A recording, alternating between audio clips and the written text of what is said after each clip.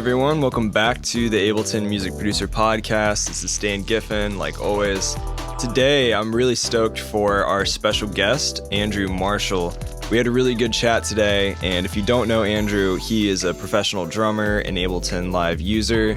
He's worked with a lot of really well-known great artists, and is probably best known for being the touring drummer for Billie Eilish and for Phineas. He's played at major festivals like Bonnaroo, Lollapalooza, Coachella, Glastonbury, as well as on TV shows like The Tonight Show with Jimmy Fallon, The Ellen Show, Jimmy Kimmel Live, SNL. I could probably keep going for a while. When he's not on the road, he records drum tracks remotely for songwriters and artists from his home studio. Andrew is also endorsed by some awesome drum companies that I really enjoy as well, like Gretsch drums, Istanbul Agop cymbals, Vater, Remo, DW, Porter and Davies. Yeah, so he's definitely in the game, and I'm stoked to have him on the podcast today. Specifically, we talk about a lot of things, including his live setup for touring on the road when he's playing with Billie Eilish or Phineas. He talks about some of his workflow in the studio, talks about some of his drum gear and setup, talk a lot about like just the concepts of drums and producing drums, how to get a little more creative with your programming and mixing drums in the studio. So yeah, he shares a lot of really good things in this episode. And before we jump into today's podcast, just wanted to let you know, if you haven't joined the newsletter, you'll be the first to get new episodes and some Ableton Live tips and tricks and hacks that I'll be sending out that I'm finding or creating. And you can join by going to liveproducersonline.com/newsletter. That's liveproducersonline.com/newsletter. And if you haven't joined the community on Discord or the Facebook group, I really encourage you to do that. You can join by going to liveproducersonline.com/discord to join the server, or just search Live Producers Online members on Facebook.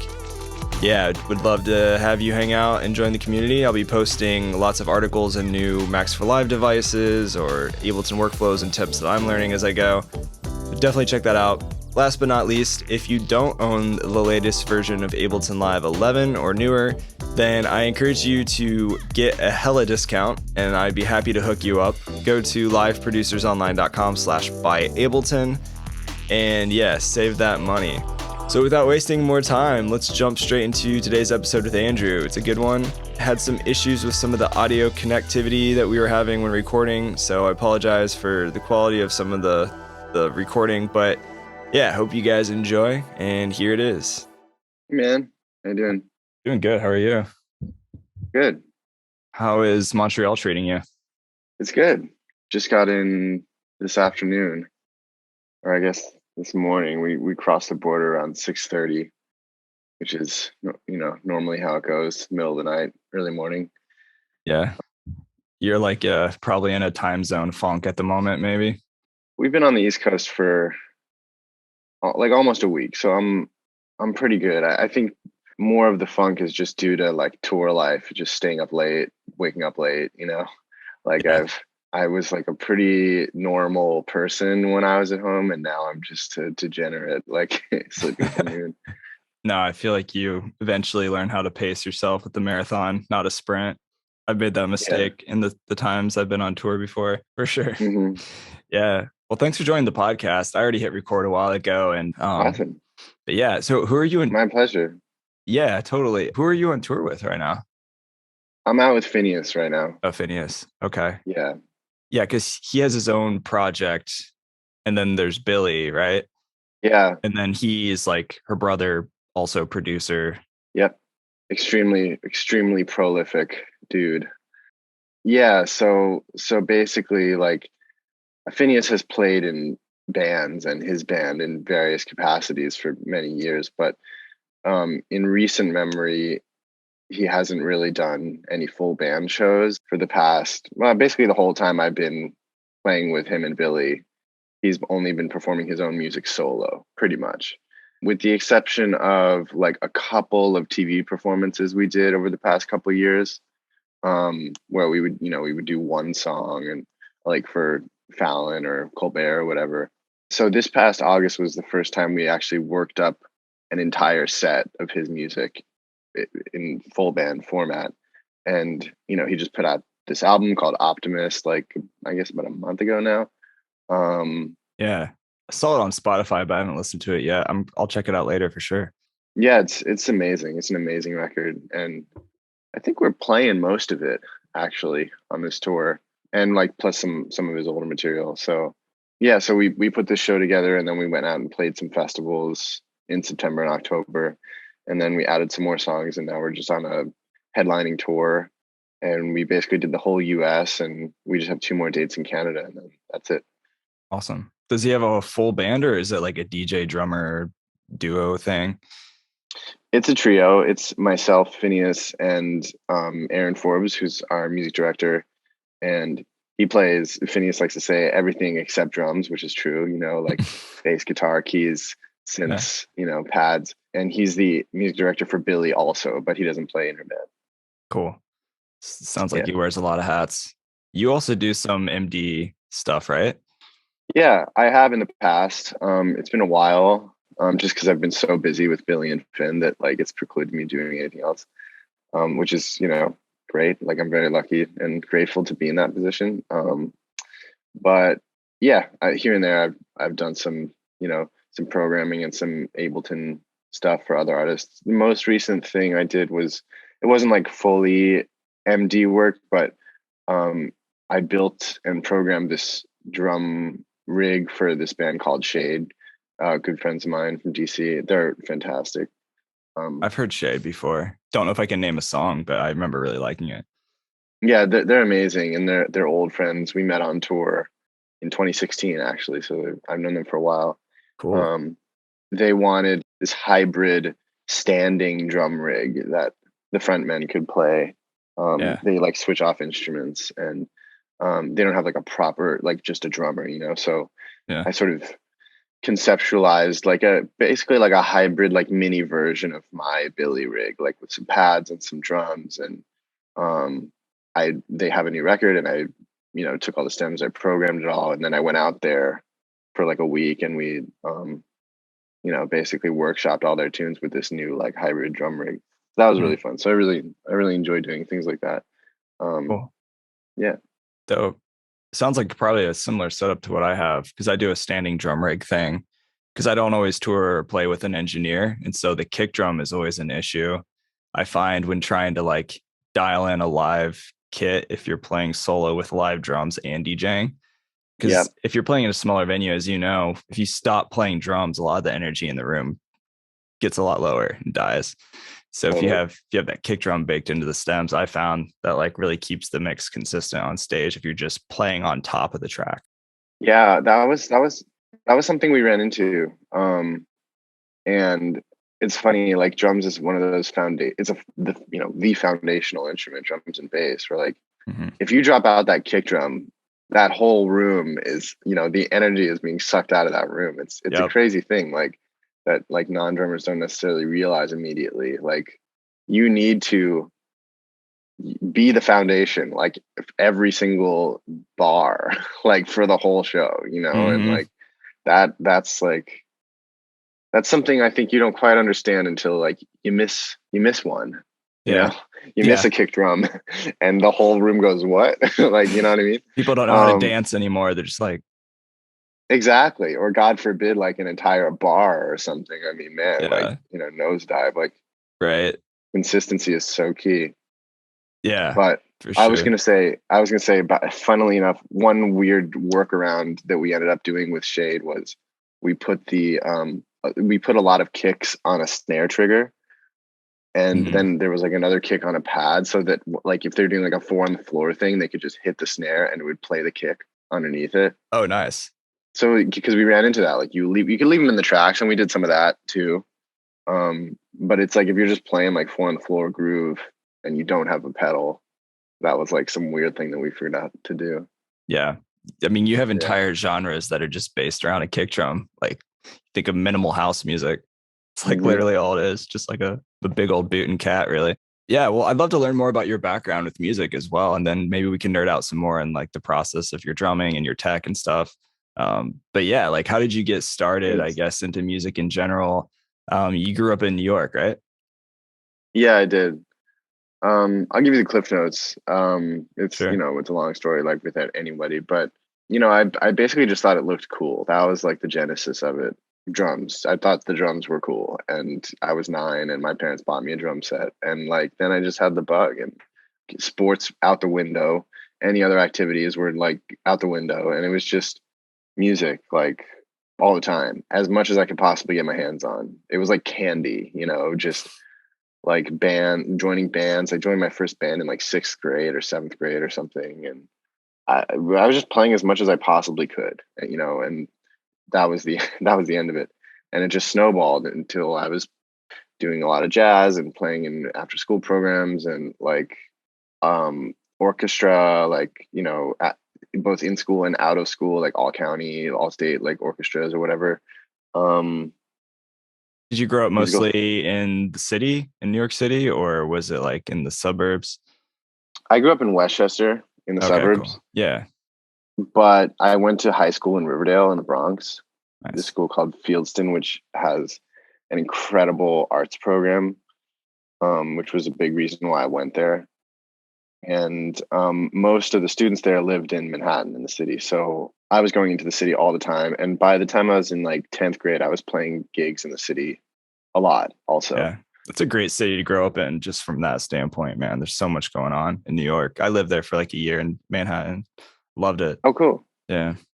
Yeah, I mean, it's like I was very lucky to get to play gigs, because that's like, I think that's a really important thing that gets lost a little bit these days, in terms of like music instruction and like profession, like becoming a professional musician. Is like playing gigs Yeah. with humans, Right. like that's how I came up. And I always say like one gig is worth 10 rehearsals, because I mean, the stuff that goes wrong on a gig, like the things you have to adapt to, like how it sounds different on a stage, on any given stage, like Mm-hmm.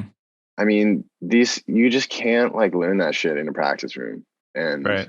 um it's just so important. And it was like so formative for me to be playing gigs and dealing with stuff going wrong, and like dealing with like having to have the endurance to play 3 sets or whatever. Yeah, it's a workout for sure. Yeah. So yeah, so I you know I was playing gigs in town, and I just played a lot, did a lot at Fieldston. There was like a percussion ensemble and electronic music classes and jazz combo and big band. And yeah, then I went to college and played a lot there. Did drumline and like a stomp percussion group. And That was at Northwestern. mhm, Okay, nice. yeah, and playing in like rock bands and stuff like the whole time. And I got to do some recording in high school, which was cool, and also in college. Again, yeah, it just kept snowballing to move to New York and just started working basically. Yeah. Yeah. Have you ever heard, this is totally random, in Brooklyn, there's in Greenpoint something studio called Pencil Factory. Sounds familiar, but I I did don't some know. work there way back in the day when I lived in Manhattan. It's owned by Barry Manilow's drummer.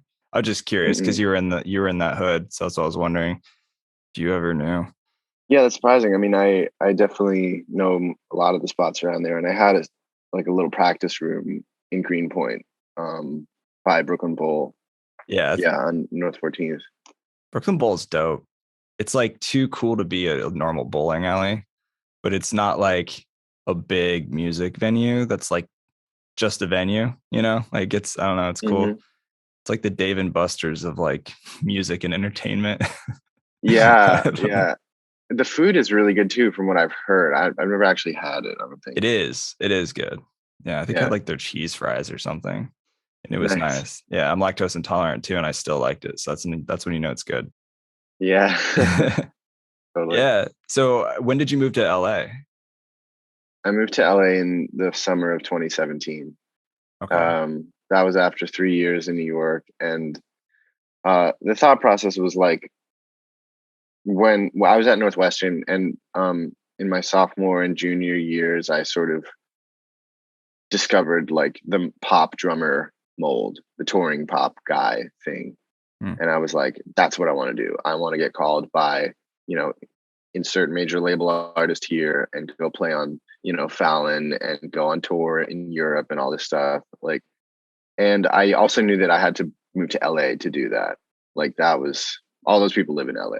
Yeah. And so I was living in Chicago, I was going to college, and I was like, well, I could move to LA or I could go spend some time in New York first. Like I knew a lot of people there. There were people being like, hey, if you move back here, like, we'll call you for gigs, like you'll have gigs here and stuff. And I had been playing professionally in the city already.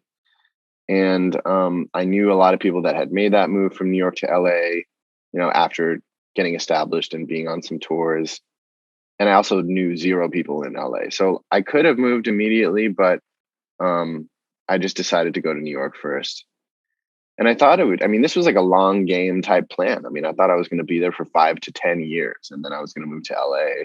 Like, I was really thinking like long term like that. And I moved to New York. And by the end of like year 2, I was like, I gotta get out of here. Like, Really? yeah, it was just like the curve of like how fast people were leaving New York was like growing exponentially, and like how expensive it was getting and how unsustainable it was. Yeah.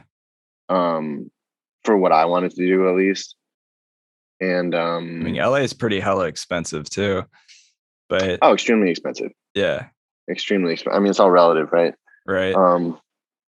But New York is worse. Yeah, it's insane. It really is. Yeah. And like, yeah.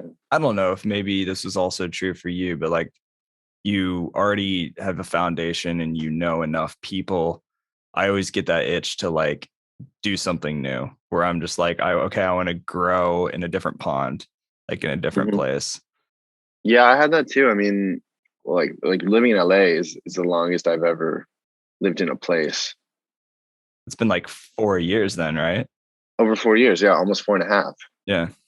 But yeah, I mean, I love it. I love it so much. I think it's just the best. And I love New York too. And I was just there like a few days ago, on tour, and we played 2 shows there, and I had a day off, and it was absolutely amazing. Like I love going back to New York, and I get to see my family and like a bunch of friends and like eat like a lot of carbs, and to me, like for what I do, like being a drummer, having a lot of gear, like, touring and doing sessions and stuff. But I mean, LA is where it's at, or Nashville, if that's your flavor too. Right. Especially the country music vibe or pop. Yeah. Yeah. Well, you have a studio in LA, right? How's that going? Well, I'm sort of like between studios right now, actually. Up until a few months ago, I moved into a new place. And I had like a 1-bedroom apartment with like a bonus room that was the studio. Okay. And it was just a bedroom sized room, Yeah. like a lot of people have. Did you piss off your neighbors a lot with all the loud acoustic drums? I got really lucky with my neighbors. That's good. They were really cool with it. They also weren't home most of the time. Nice. It was really only one neighbor upstairs that I had to worry about. But I mean, as long as I kept it to like daytime hours, it was fine. And I was really lucky in that. But yeah, right now I moved and I'm working on like a proper studio build out. So cool. Yeah, it's going to take a while, but I'm also on tour, so it's kind of like whatever, it's not like I'm home to use it or anything. Right. Yeah. Yeah. And so you mentioned that you do some playback with Ableton Live. Like at what point did you get into Ableton Live, and did you start using it for producing or mostly tracking drums? Or good question. When I got Ableton in college for the first time. It was Ableton 8 at that point. That was my first Ableton 8 as well. Yeah. Nice. And I like messed around with it.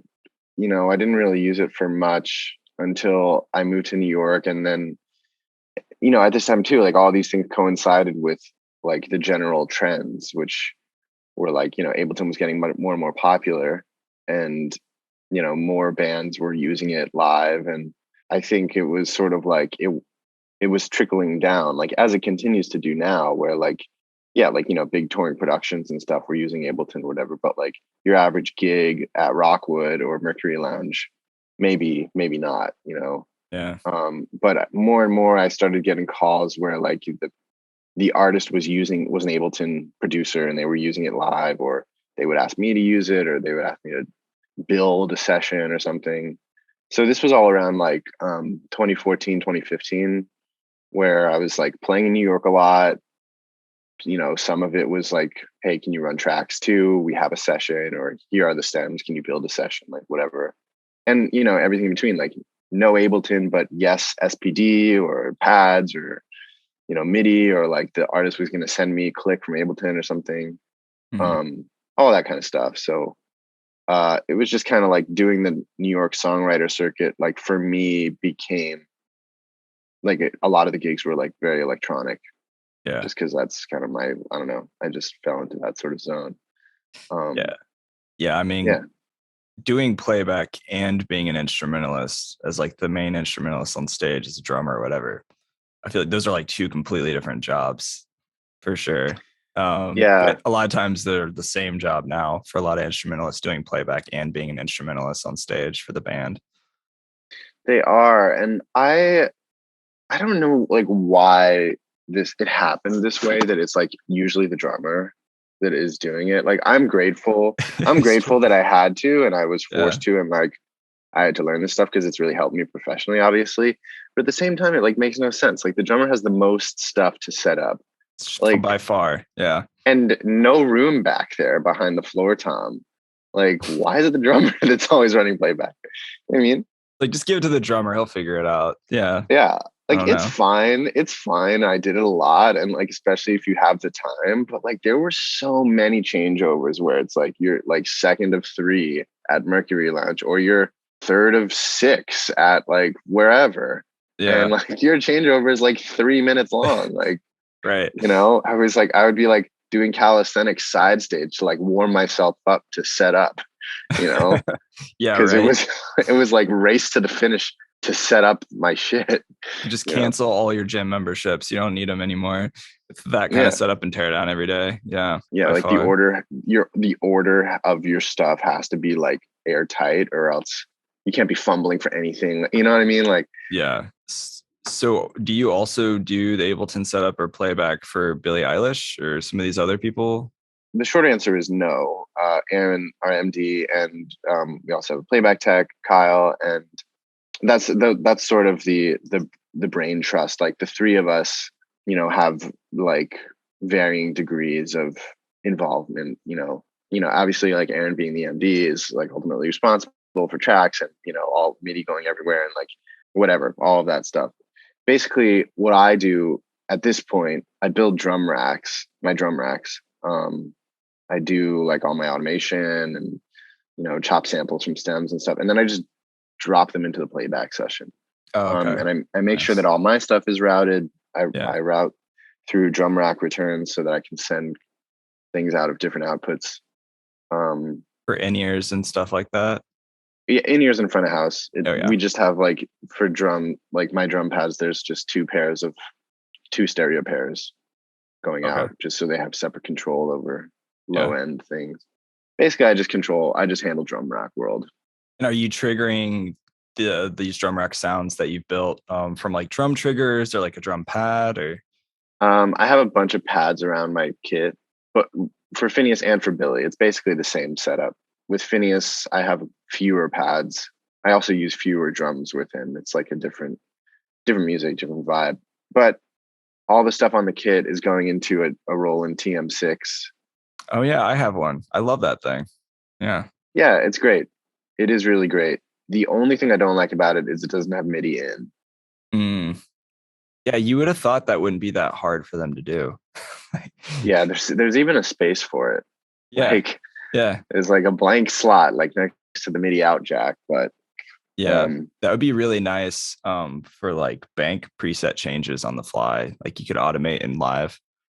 I do that for my MIDI totally. in and out on my SPD Hmm. SX. That makes it really convenient. One less thing you have to touch when you're on stage, right? The one thing you don't have to think about. Oh yeah, I mean, like we don't touch anything. Like, you know, Kyle Right. hits play and everything changes. Like there's Yeah. nobody should be changing presets or anything at this point. Right. But Yeah. I have to have a TM2 for the triggers because of that situation, because the TM6 doesn't have MIDI in. Mm. Yes, it has USB. USB is a lot scarier live. It's just like a lot more finicky. And I've just had many situations where like stuff was being run over USB, and like if a USB comes out, like your session can crash and things like that. Yeah. As opposed to MIDI, which like a DIN cable is much dumber than a USB cable. It's better. Mm-hmm. For this. Anyway, Yeah. I digress. No, you're good. Like I could talk about this all day. It's great. Yeah, I thought a lot about it. To answer your question though, so all the pads go into this TM6, which goes into an iConnectivity Mio XM. Nice. And then that goes to Playback World over DIN over XLR. Yeah. And that iConnect, for people who maybe don't know, that's just basically a MIDI hub, right? That you can just send in and out a lot of MIDI from. Yeah, exactly. Yeah. We use all their stuff basically, like across the stage. Like Finn's World has a bunch of iConnectivity boxes in it, and Playback World is all iConnectivity also.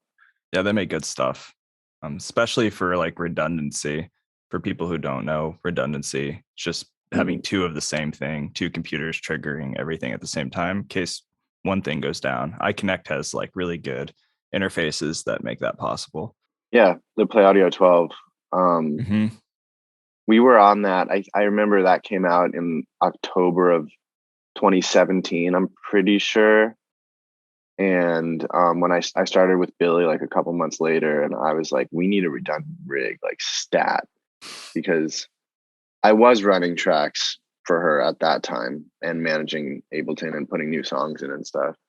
And we were playing on Fallon, and like, I mean, we were like, the shows were just like getting so huge, so much bigger. Yeah. And I was like, man, we need a redundant rig like right now. And so I got a Play Audio 12 like handed to me in a dressing room. And somebody's just like, here you go. It was like, we ordered them and they showed up, and somebody brought it to me in a dressing room like halfway through a tour. And then like another computer also appeared, and we didn't have rehearsal. Like we were in the middle of like 1 million shows, and I just built the rig on the road. That's awesome. Like put it in a sound check, and then we just switched. Talk about a crash course. You just like figure it out. Let's go. I had to. It was either roll with a non-redundant rig playing like massive shows, I mean, because like on that headlining tour, it was, 500-700 cap. And then we sort of would play a radio show or a festival here or there. By that June, it was like Bonnaroo, 10,000 people, Gov Ball, like also, like 10,000 people. I mean, like, yeah, we were doing festivals all summer, and I was like, we need a redundant playback rig. I was actually there at the government ball. What year was that? We played it a couple times. But Governor's Ball. Yeah, Governor's Ball. 2018. Yeah, I was going to say. I was there. It's a great show. Oh, nice. Yeah. I'm glad you caught that. It's a good times. Yeah, Governor's Ball was fun. I didn't make it out this year. It was an interesting lineup this year. I felt like it was super random. But yeah, it was cool. They moved it this year to Citi Field from Randall's Island. So like logistically, it was a little tough. Right. I saw that. Also COVID. But right. Yeah, that small thing called COVID that just happened. Yeah. It was very stressful. Well, you're a great drummer, first of all, and I love a lot of the gear and stuff you use. You're a Gretsch kit kind of guy, right? Yes. Yeah. Gretsch is dope. And DW, right? You also play DW? I played DW hardware and pedals. Oh, okay. Yeah, I've been endorsing Gretsch since top of 2019, and DW. I mean, I've been using both those things forever, but yeah, been playing hardware and pedals from DW, and all that gear is amazing. Right now, I've actually been, the last couple of kits we've ordered were like a hybrid, with USA custom kicks and snares and Brooklyn toms. Nice. Which I don't know if anybody's like really doing that. It was really my tech, Mike. We got a Brooklyn kit on tour once as backline, and we both like loved the toms. So he was like, why don't we just order, because my first kit was a USA, and he was like, why don't we just order Brooklyn toms? So that's Yeah, what we've been doing. going back to your New York roots, those Brooklyn toms. Yeah, I don't know if they're made in Brooklyn or not. But they I'm are sure they made. sound They're good. made in South Carolina, actually. Oh, That's where the Gretsch factory is, but it used to be in Brooklyn. I think the first Gretsch factory. I might be wrong about that. There was some kind of Gretsch office or factory in Brooklyn at some point. yeah, and you're rocking Istanbul Agop cymbals. Mm-hmm. Yeah, I've never played those, but I was watching YouTube tutorials earlier of them, and they sound really great. Man, I mean, I feel very strongly about that. They're like the only choice to me. I mean, Yeah. I can't play anything else. They're like amazing. Hmm. Everything they make sounds incredible. Yeah. Cymbals are like one of those like cult following things. Like I feel like drummers, a lot of times they'll just find a cymbal that they love, and it's like a lifetime thing for them. Like they'll follow Zildjian or Mhm. Istanbul or Meinl to the end of the earth. I'm a Meinl cymbal junkie. They're Cool. Byzance. I love Byzance cymbals. Those are really great too. I've had I've had some Lionels. I hear you on that. Big fan of their ozone stuff, especially in Hmm. like a smaller venue. Because there's nothing worse than like being in a small venue and you're hitting crashes. And like if the room's not super well treated, people in the front row's ears are just like bleeding out of their heads. It's a Yeah, real first world problem. It's a real thing. yeah. They do that controlled like dark washy thing really well too. Yeah. Um, Yeah. but Agop is amazing, and And you you know use oh, sorry, go ahead. they've always treated me really well, and that yeah. I mean that's a lifetime thing for sure. Hmm. I was also reading up that you were using like a special monitoring system. I thought that was interesting. Porter and Davies. Yeah, that's what it was. Is it the BC Gigster? I think that's what it's called. I don't use that one. Okay. That's one of their models. It's basically a thumper throne that they've existed in various forms. Yeah. There's a couple different companies that make them. For people who don't really understand that, maybe they're not a drummer. Like, why is that important for you? Yeah, so it's basically like a sub in the throne, Okay. and like every time you hit the kick drum, your throne vibrates, Hmm. and they call it like tactile monitoring. Like it's just tactile, like the sub, like it's like uses like your body as conduction, like allows you to hear sub, that you can't really put into ears. I mean, the other option would be to have an actual sub behind you, which some people do, and that's cool, but more difficult to do if you're not like on a tour where you're carrying one. You don't have enough stuff to carry already anyway, right? Yeah, I mean, for that to be worthwhile, I think that you basically have to carry it, because like venue subs are just not reliable enough, in my opinion, in my experience, to like really like count on being able to hear your kick drum every night if you have a different sub every night. Like Yeah.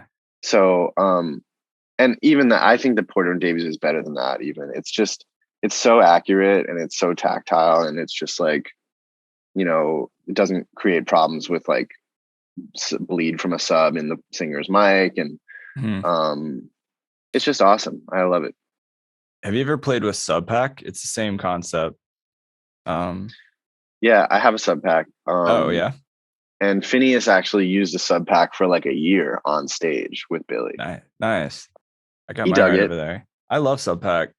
They sponsored me, so I love their stuff. But I'll have to check out this other thing you're talking about. This what was that called again? Porter and Davies. Porter and Davies. Yeah. Yeah, they have. I mean, there's a few different models. The Gigster, I think, is like the more portable one. It's not as powerful. I think I just had a Gigster. We got it on backline at Fallon a few days ago, and like it was fine. Yeah. I have the TT6, which is it's just the throne part, and you can power it with any amp. The other Oh. ones, like you have to buy their amp. So could you interchange it on any throne, or it's actually the throne itself? It's the throne itself. It's Okay. built Yeah. into the seat. Right. So it's just like a really great butt massage. Yeah. Yeah. Well, the funny thing about it is like people think like it's really epic or something, or like it's like so strong. And it's not like it's just clear. It's very accurate. That's Yeah. hard. You don't realize how important that is until you've played a gig where you can't hear your kick drum. Yeah. Because For that sure. shit sucks, It's the man. worst, man. It It's really the is. fuck. It's the worst, and I've done it many times, especially Yeah. like before I had ears that could handle any type of kick. You know, Yeah. I mean, now I have like really good in ears that like I can actually hear the kick drum. But like, I mean, Yeah. man, it's brutal. It's S- absolutely brutal. Especially as a drummer, because I feel like if you are running your guitar through a bunch of effects, or like, playing a pad or synth or whatever, just being a little tiny bit off timing isn't as Mhm. noticeable as like a kick drum that's very transient and snappy and like fills up the low end and like hits the subs. Like having that even a little bit off is, I feel like, way more noticeable. Exactly. It goes back to that thing about being the foundation. You know, Yeah, if your totally. kick drum is like the foundation of the show, which it is, Mm, and you can't hear it, I mean, your job becomes extremely difficult, man. It's like flying with instruments or and not vision. You know, yeah. like Yeah. It's like a blind pilot.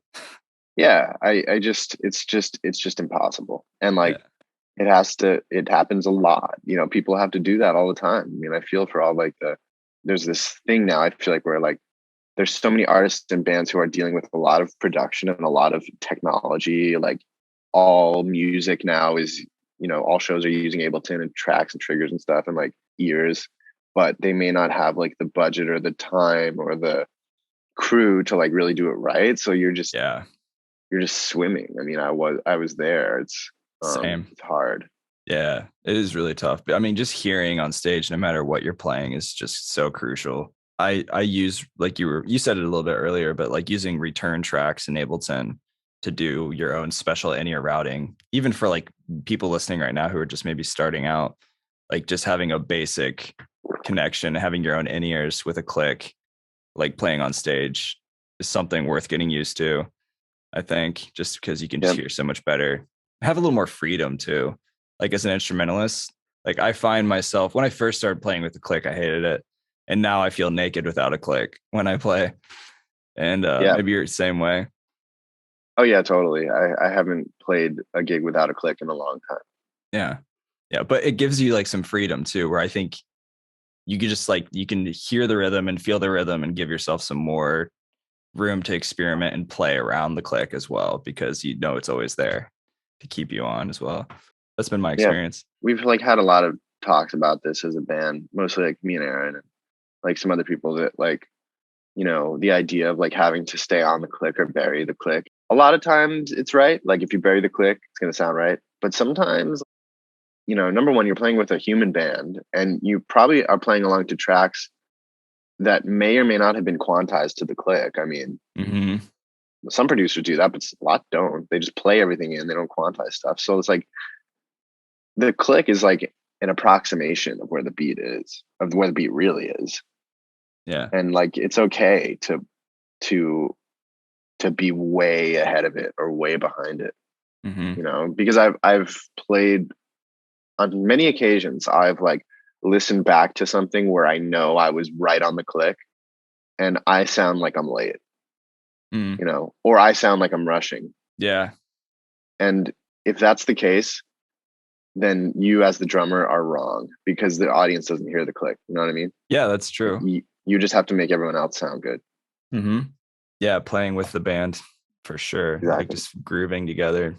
And I Yeah. think a lot of that comes with just like band chemistry too, right? Just the more you play together, the more you just feel each other's energy and how everybody's playing together as a group, keeping it Yeah, tight. Yeah. totally. Have you ever played with the new Live 11 follow feature?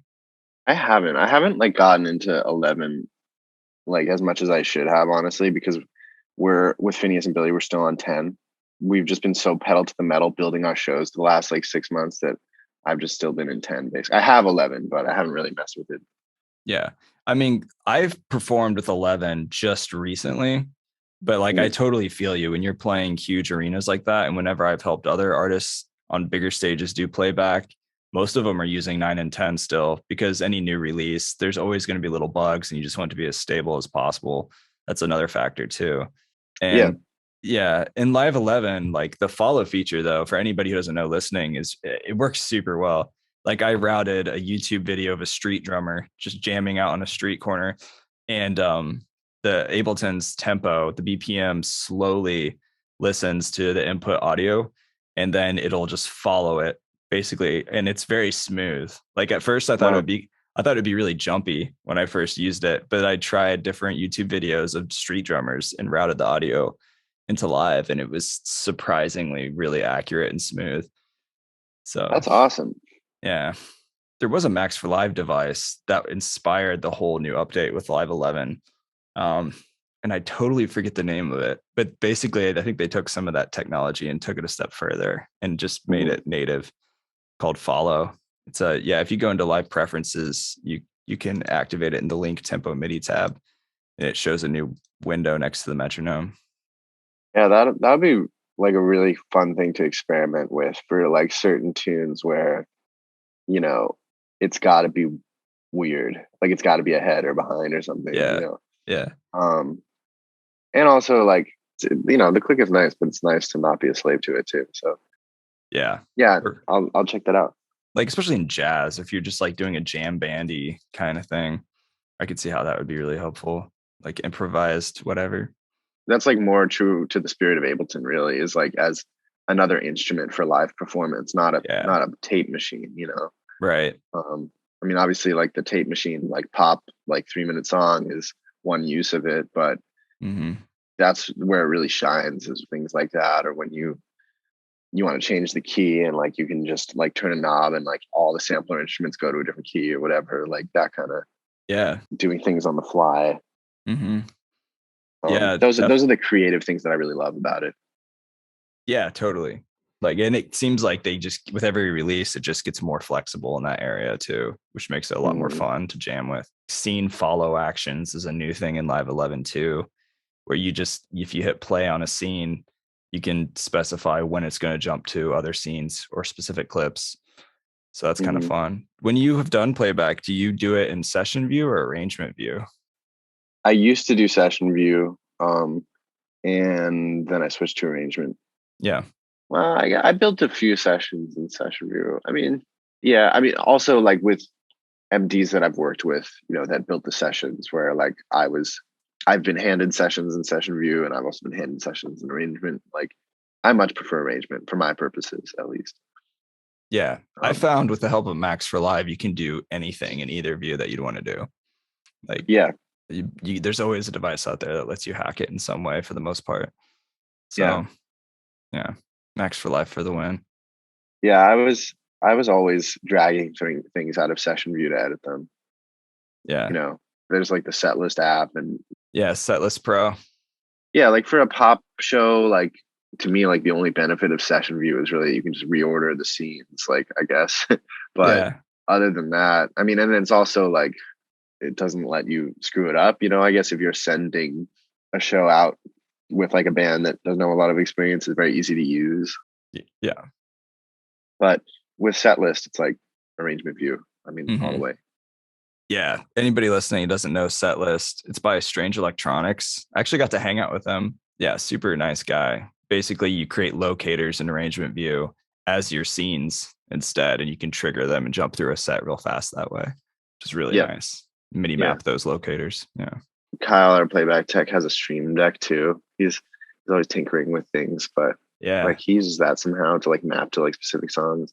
I never thought of using Stream Deck for MIDI mapping. I know that's really hot in the video world, Hmm. but that's interesting.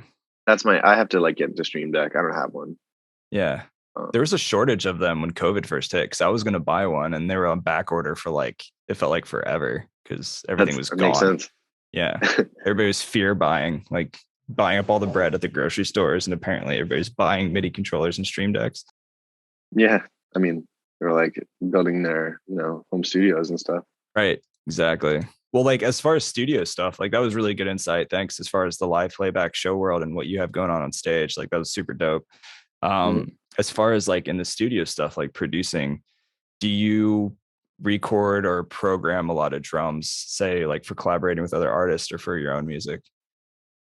Yeah, mostly other artists, the old school session drummer paradigm, like playing on records. Yeah. And it's half. I would say it's about half playing and half programming. The playing stuff is sort of like what a lot of other like home studio dudes are doing, like recording drums on records, and a lot of that is like, maybe I'll program on top of it, or I'll make some like stuff that sort of sounds like programming or whatever too, or they already have programming that I'm either replacing and playing on top of.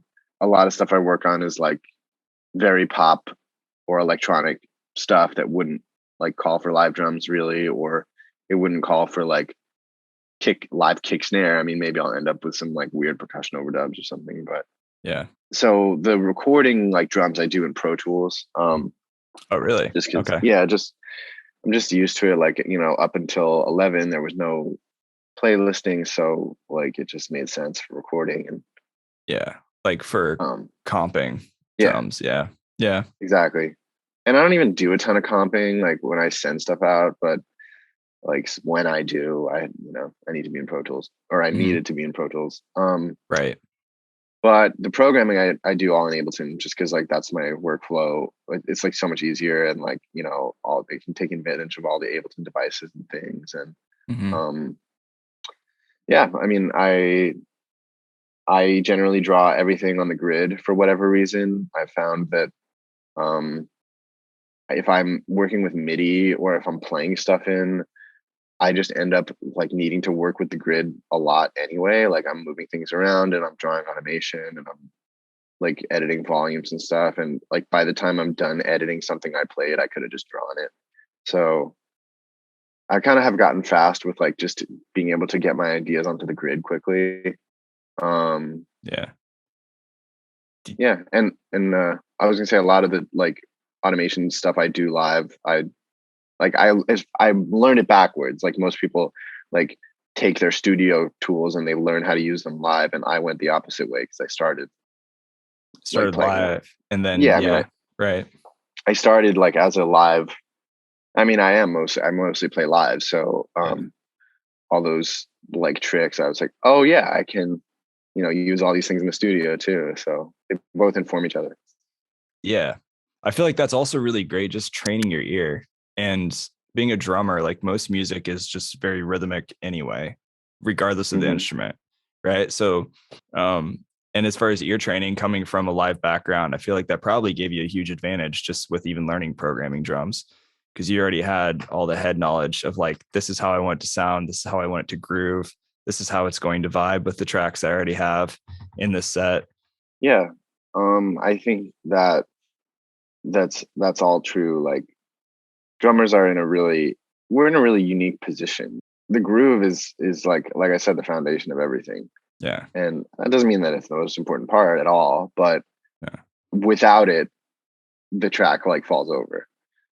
So if you don't understand like groove and like everything that comes with it, meaning like how to make a kick drum knock and like where to put things on the grid and like, how to give things a human feel and how to transition from section to section with like percussively, the track's like not gonna hit, you know?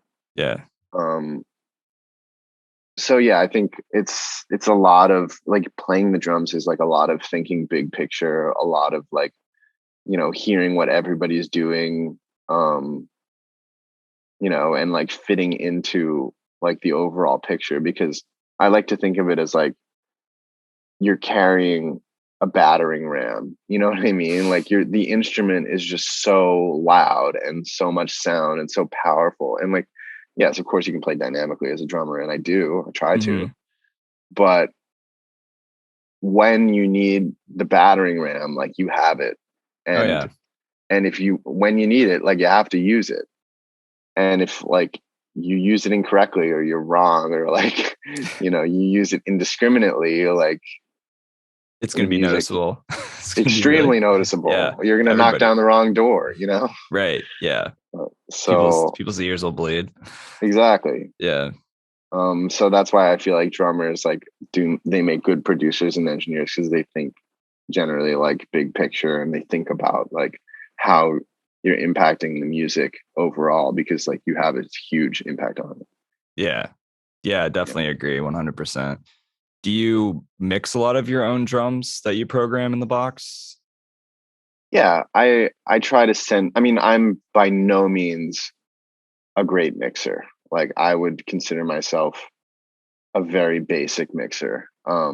I can make drums sound like okay, good enough for like to hear what they basically should sound like. But yes, I try to more and more recently send things that are like, that like the artist can pull them into their session and be like, oh, okay, like this sounds good generally. Yeah. You know what I mean? Like I what I used to do was like spend hours and hours on like a drum mix and send a 2-track of like what I thought like they should what I think they should sound like, as a 2-track. And then just send totally raw stems, multi-mic stems. Okay.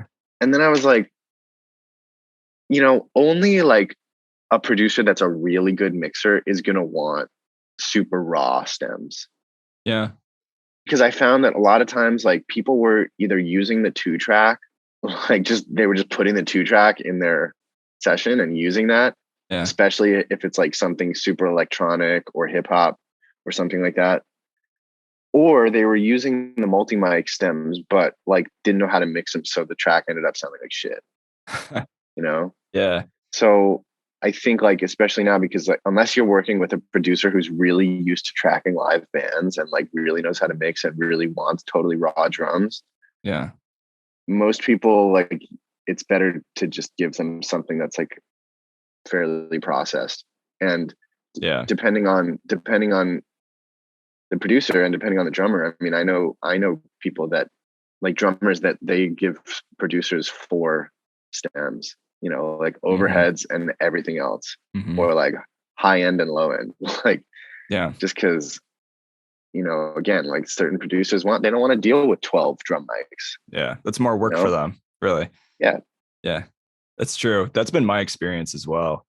Just getting the best possible sound I can, and then giving them control without like, here's a shit ton of audio, figure it out, because that's been my experience. Whenever I send stuff off for stem mastering, I find a lot of times if I do process drums or spend that extra work just getting it tighter for them, the mix always comes back better because A, I made it sound better out of the gate, or B, because they got less to deal with. And so they were able to spend probably more time in other areas mixing it into the rest of the tracks.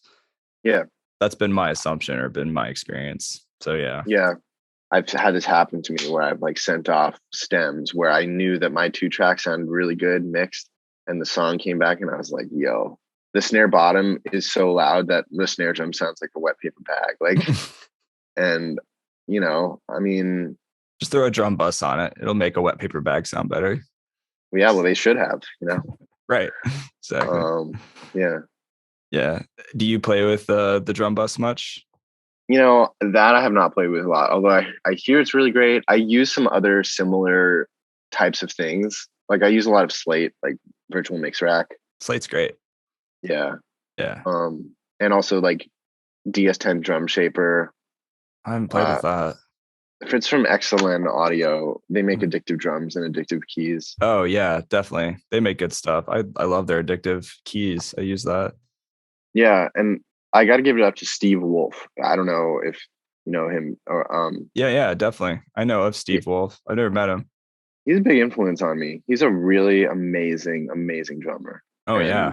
Also an incredible programmer, has a really amazing career. People can go look him up. He's like played with fucking everybody. A lot of my studio approach I get from him. Also drawing everything on the grid. I know that he does that. I only know that because I've heard him talk about it on podcasts.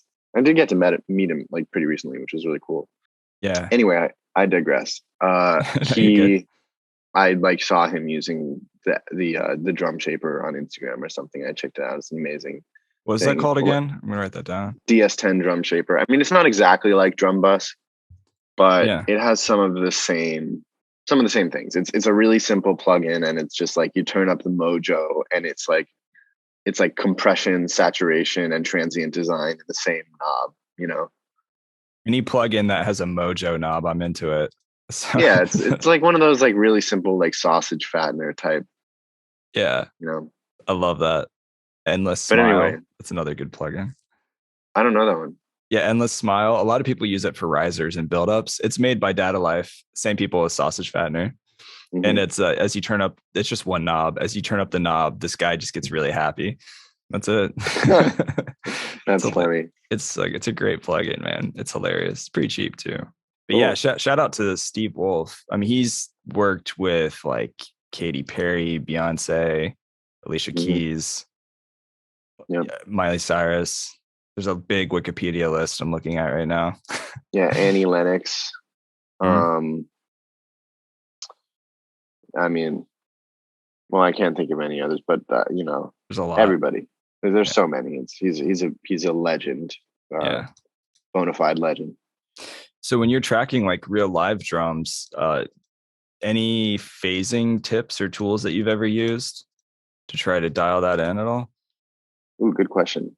I don't have anything really specific about phase like beyond like the basics. You Mm-hmm. know, I definitely try to make sure everything's in phase before it hits Pro Tools, and Yeah. I don't use like auto align or anything. Mm-hmm. Because that is the type of a decision that I would leave to a mixer personally.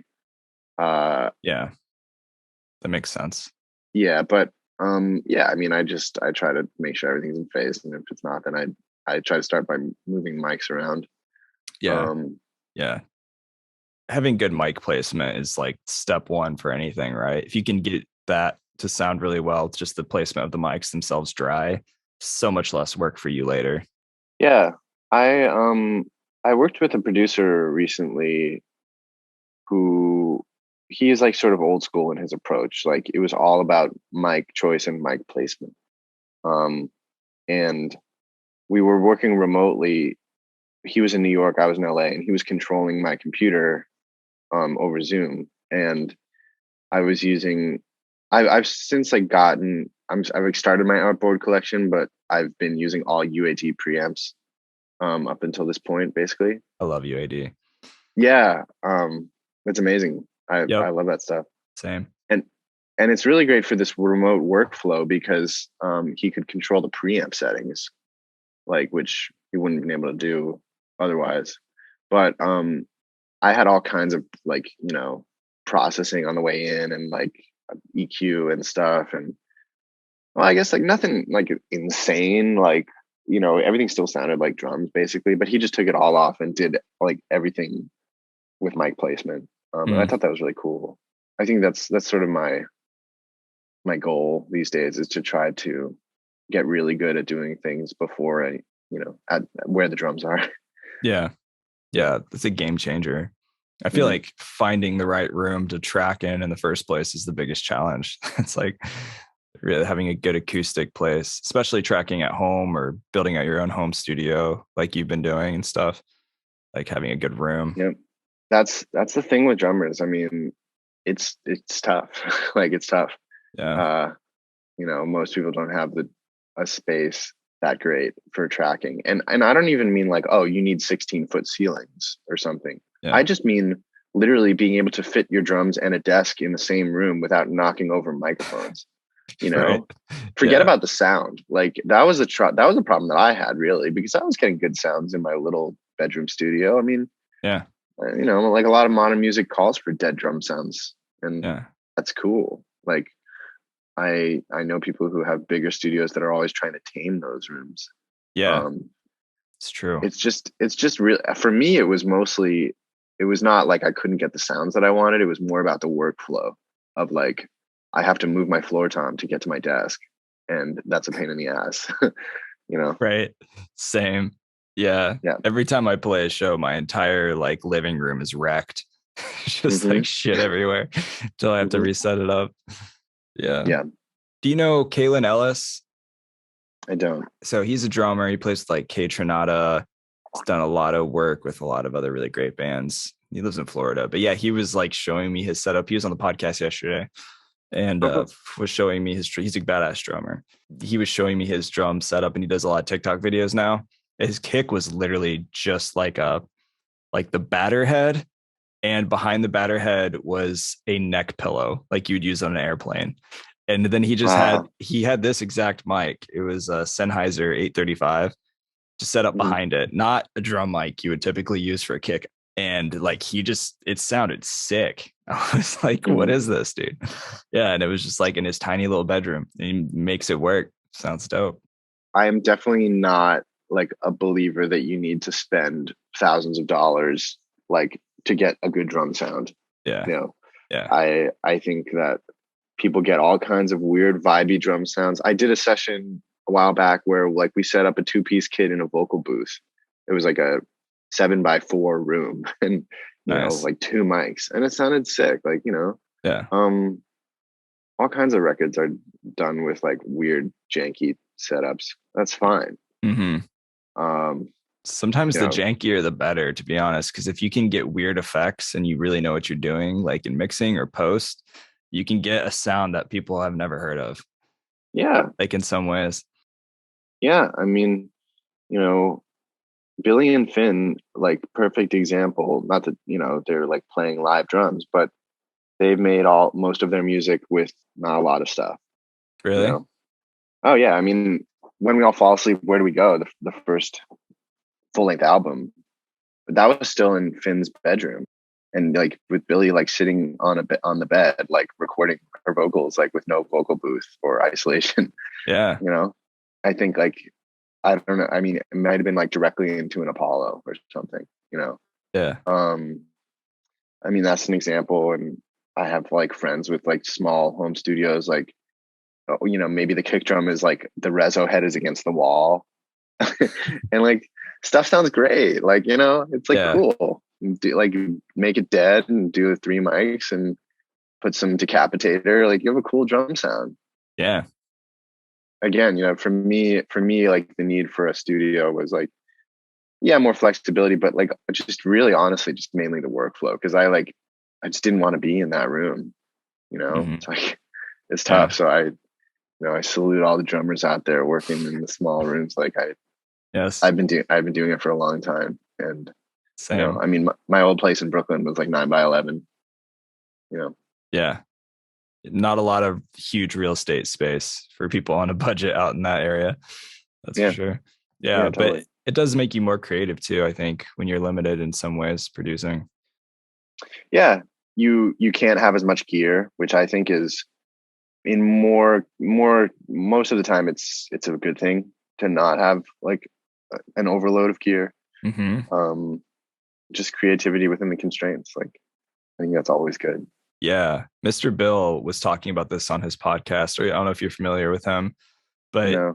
yeah, he's like an Ableton guru. He's made a lot of tutorials for many, many years. But he was talking about that he had like some crazy Euro racks and like all this modular shit and like so much stuff. And he just sold like all of it. It's like Mm-hmm. probably 15 to $20,000 maybe worth of gear. And just Mm-hmm. literally has like one little mini controller and I think like one pocket synth now, because it was that, like what you just said, like he just scaled down everything. It was like, I'm all in the box producing, so I don't need all these distractions in a lot of Mm-hmm. ways. So you could just get the quicker result. Yeah, I mean, I'm the same way.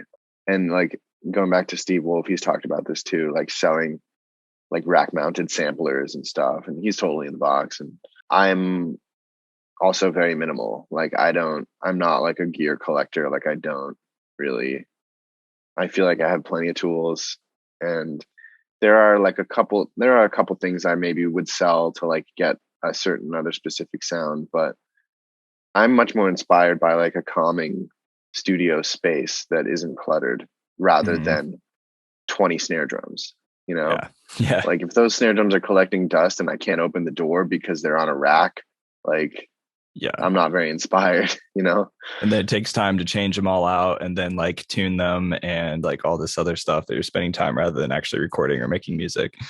Yeah, Yeah. man, totally. I mean, Yeah. you got to have a certain amount of gear. Like as a drummer, I feel like as a studio drummer, like a home studio drummer, you probably need like 2 to 3 kits. Like That's, you know, yeah. I mean, if that's your full-time job, that makes sense. Yeah. Yeah. I mean, I guess I could maybe barely get away if I had like one kid, but to me, like 2 to 3 kids is like a good zone. And like maybe like 5 to 6 snares, and like that's it. If you talk to some people, that'd be a ton of gear. Other people, that'd be very little gear. Yeah. You know, sort of all depends. Do you ever struggle from like gear FOMO of like selling old gear that you don't need, but you're also like emotionally attached to it? I've struggled with that many times. Yeah, I have let go of things that have been tough, and there's a couple of things that I haven't let go of only because of FOMO, like they're sentimental or something, but I really don't use them. Yeah. That's a tough thing, but I think it's sort of like that opens up a broader conversation about like materialism and like being attached to objects, you know, like, yeah. There's like records that like I played on like from years ago that I don't even remember what I played, or like it was like a house kit, or the studio had some drums or something. Like, you know, at the end of the day, like there's a lot of acrylites out there, and there's a lot of superphonics, and there's a lot of like old 50s round badge Gretsch kits, and, you know, like old Ks and stuff, and like, you know, all that stuff is really inspiring. Yeah. So I don't particularly care about like any one specific like thing. Yeah. Whatever gives you the end result you want, I guess. Yeah. People even using GarageBand and making bangers. It's a thing too. Yeah. Or Logic, you know. Yeah. Or Logic. Yeah. Well, I want to respect your time, man. This has been super good hanging out with you and learning all these different things and your setup, your gear, and everything that you're doing. It's inspiring. It's really awesome. Do you have any upcoming projects or things that you're excited about in the near future? Well, yeah, first of all, likewise, man. I appreciate you having me. Yeah, it's been a pleasure. As far as upcoming projects, I'm mostly on the road with Billie for the foreseeable future. I mean, there's like my studio build, which is like, I'm also really excited about that, but it's sort of TBD. But yeah, I mean, pretty much we head into rehearsal top of the year, and then we have dates as of now announced through September. So that's just pretty much like the focus, you know. Keeping you hella busy, it sounds like. Yeah, just, you know, do those tours and stay healthy, and like get into a good tour routine, and that's basically where I'm at right now. Take those vitamins. It's important. Yeah, exactly. For sure. Yeah. Cool, man. Well, best of luck with the rest of your touring and everything you have going on. But yeah, I appreciate you being on. Sure. If anybody wants to stay connected with you listening, where's the best place to hang out with you online? Instagram is probably the best. Okay. At Marshall Drums. People can just send me a DM. I'm generally like down to answer questions about Ableton or drums or whatever, and you know, talk about stuff. People have things they want to ask me. That's fine. Dope. Yeah. Awesome. Yeah. And everybody listening, as always, I'll include links in the show notes. So make sure you give Andrew a follow, hang out with him on the gram, and all the good things coming. So yeah, once again, man, good hanging with you for sure. Best of luck with the tour. Make sure you get some sleep, stay healthy. And looking forward to catching up with you again sometime in the future. Thanks, man. Appreciate it. Cool. Sounds good. Yeah. All right. Take it easy. All right. Later, man. Later.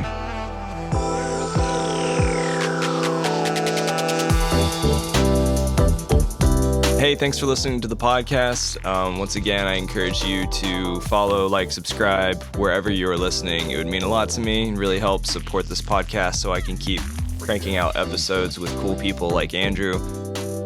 So join the newsletter if you want to be the first to get new episodes at liveproducersonline.com/newsletter. And if you don't own the newest version of Ableton Live, I encourage you to check out liveproducersonline.com/buyableton.